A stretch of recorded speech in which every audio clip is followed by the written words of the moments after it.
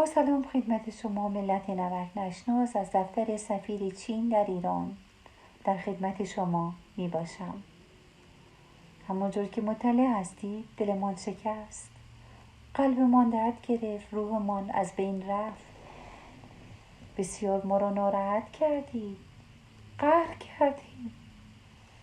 آره والا، سفیر وزیر بهداشتتان بسیار بی‌تربیت، بی‌نزاکت. چه کرد؟ نمک خورد و نمکدان شکست. آمار مریضی ما را طنز تلخ خواند و ما چه کردیم؟ ایشان رو در گوشه برده ادب کردیم. چند پس گردنی، چند اردنگی و چند تا کلاس های اجباری توسی فرستادیم که دیدیم بلافاصله برگشت، همه حرفایش رو پس گرفت و همه رو تقصیر ترامپ شیردل انداخت. دیدید قدرت را؟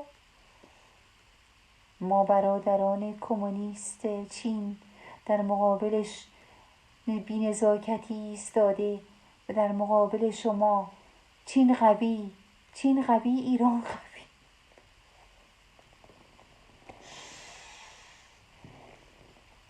چطور میباشد؟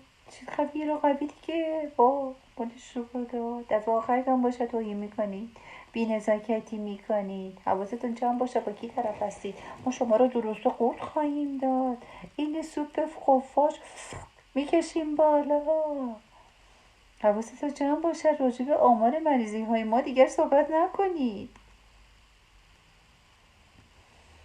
اگه یادتان نرفته باشد ما شما رو یکی از استانهای خود میدانیم. اصلا ما شما رو استان میدانیم داخل کشور ما. شما یکی از استانهای ما هستید. حواستون جمع باشه با کی طرف هستید. باشد که این درس عبرتی برای وزرای دیگر شما باشد، مانند وزیر اطلاعاتتان، وزیر ارتباطاتتان. حواستون جمع باشد که در راجع به آمار ما صحبت نکنید. آمار ما صحبت کنید. اردنگی خورده، سیلی خورده، کلاس های توسی رفته و باز هم اگر روتان زیاد باشد اصلا آبپزتان میکنیم، میخوریم ادام مانند سوپ خفاش. آب قشنگ قورتتان میدهیم. تموم شد و رفت. ما همه چی را میخوریم، برای ما کاری نداره خوردن شما. درسته قورتتان میدهیم. حواستان جمع باشد، با ما در نیافتید. کارتون به آمار خودتان باشد. البته این را هم باید بگویم، حدود 21 میلیون خط تلفن در کشور برادر چین کمونیست قطع شده.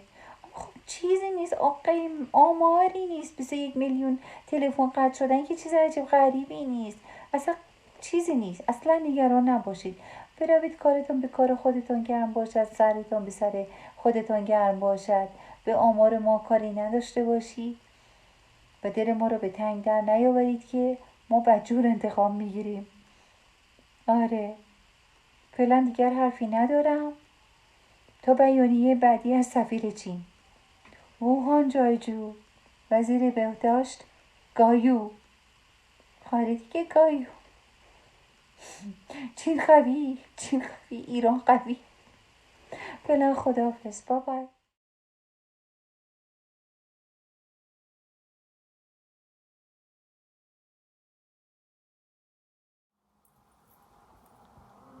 China reports a 21 million drop in mobile users for the past 3 months. Could CCP virus casualties be one of the causes? An expert explains. As virus cases continue increasing around the world, China has been reporting 0 new local cases, but local residents tell us otherwise.